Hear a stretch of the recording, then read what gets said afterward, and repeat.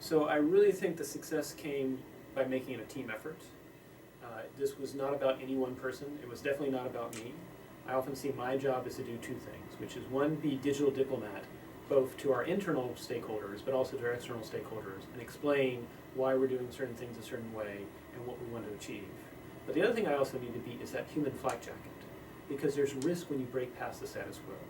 Things will not always work out.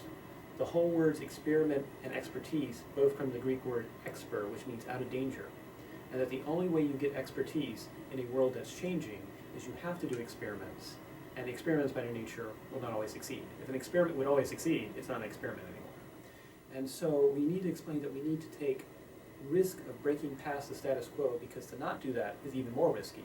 Things will break, things will get so expensive that we can't maintain them. But we also need to be able to pivot and change quickly if we're going down a certain path, and that's not the best path, and adjust. So I really attribute our success by making it a team of change agents approach. So it wasn't just me trying to step outside of expectations, but we really actually went from when I first arrived, probably less than 10% being willing to step past the status quo.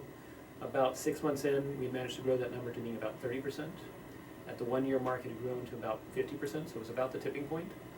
And 2 years in, I got my team together, and I regularly would do this about every 6 months. I just said, how are we doing? And one of them said, it's a lot like Thanksgiving. I said, well, tell me more.